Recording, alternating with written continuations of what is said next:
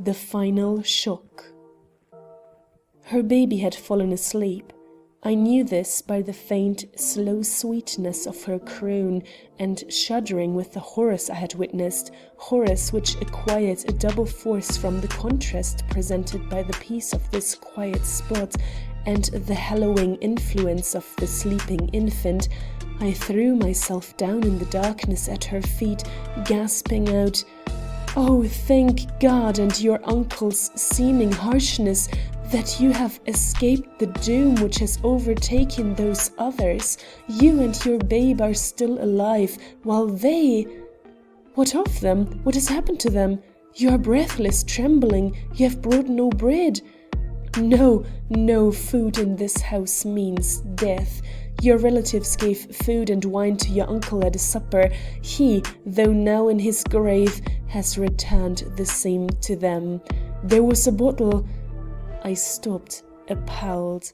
A shriek, muffled by distance but quivering with the same note of death I had heard before, had gone up again from the other side of the wall against which we were leaning. "Oh," she gasped, "and my father was at that supper, my father who died last night cursing the day he was born. We are an accursed race. I have known it all my life. Perhaps that was why I mistook passion for love. And my baby, oh God have mercy, God have mercy."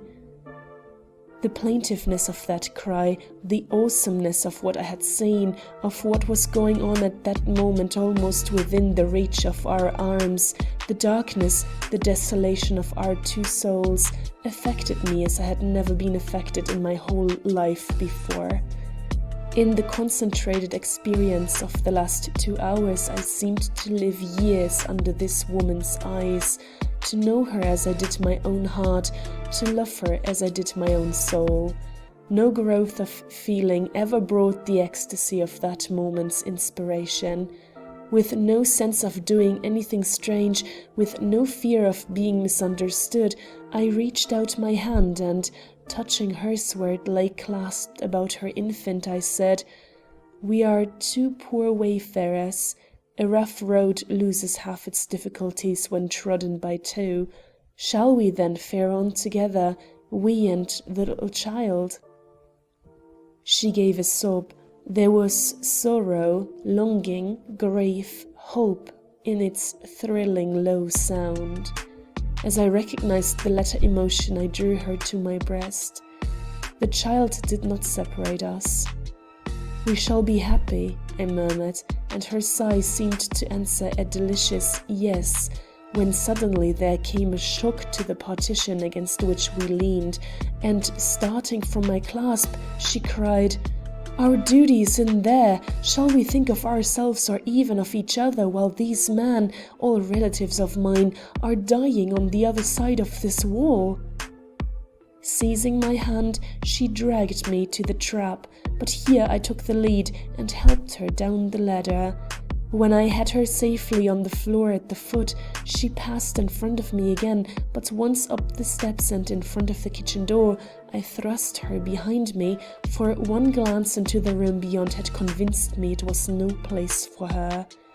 But she would not be held back. She crowded forward beside me, and together we looked upon the wreck within. It was a never-to-be-forgotten scene. The demon that was in those men had driven them to demolish furniture, dishes, everything. In one heap lay what an hour before had been an inviting board surrounded by rollicking and greedy guests.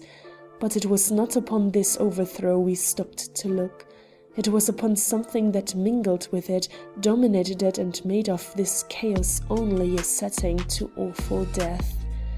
Janet's face, in all its natural hideousness and depravity, looked up from the floor beside this heap, and farther on, the twisted figure of him they called Hector, with something more than the seams of greedy longing around his wide, staring eyes and icy temples.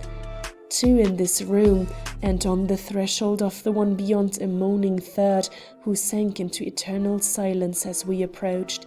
And before the fireplace in the great room, a horrible crescent that had once been aged Luke, upon whom we had no sooner turned our backs than we caught glimpses here and there of other prostrate forms which moved once under our eyes and then moved no more.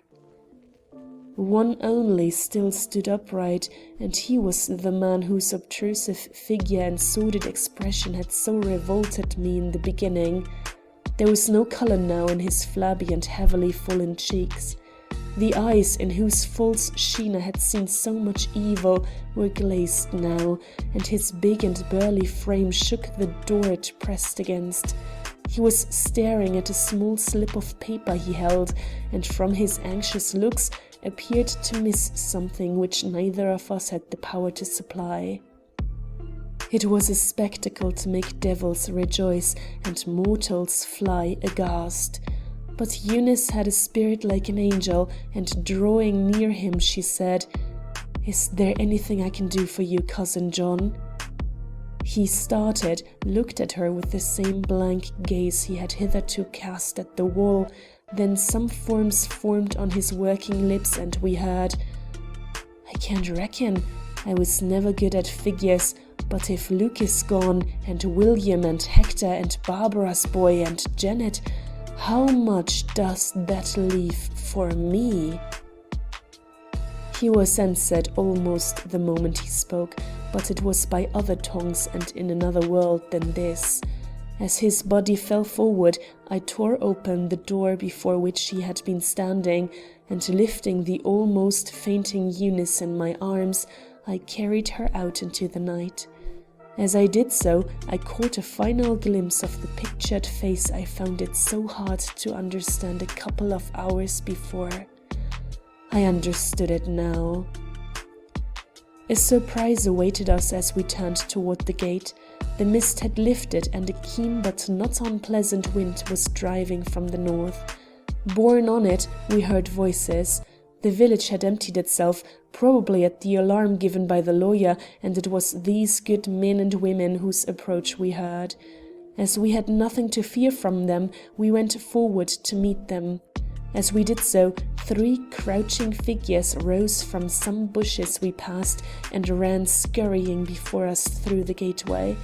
They were the latecomers who had shown such despair at being shut out from this fatal house, and who probably did not yet know the doom they had escaped.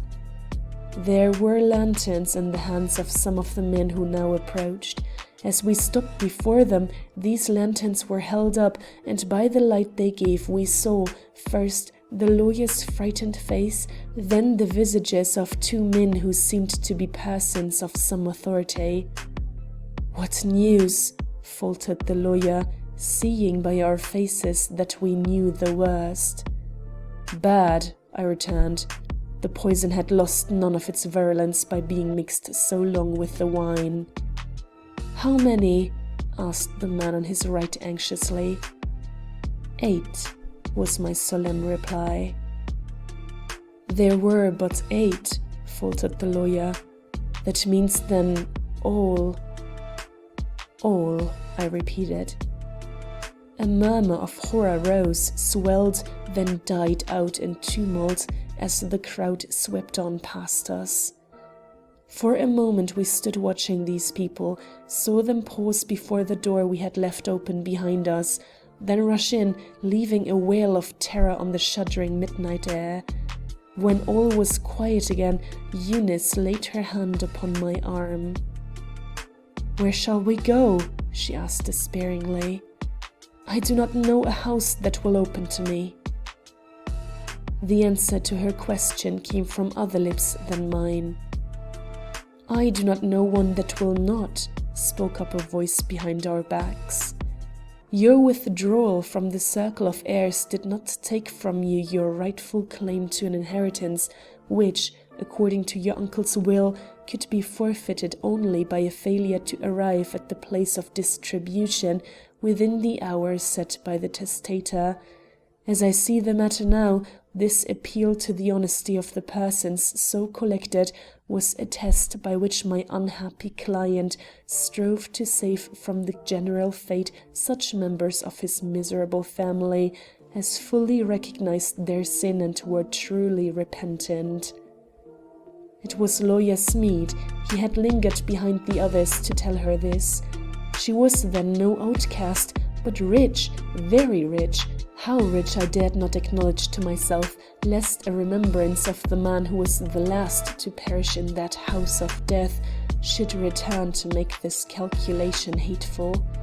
It was a blow which struck deep, deeper than either of us had sustained that night. As we came to realize it, I stepped slowly back, leaving her standing erect and tall in the middle of the roadway with her baby in her arms.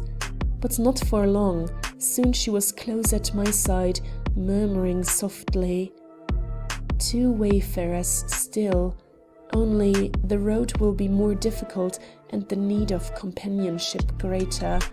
Shall we fare on together, you, I, and the little one?" End of chapter 4. End of The House in the Mist by Anna Catherine Green.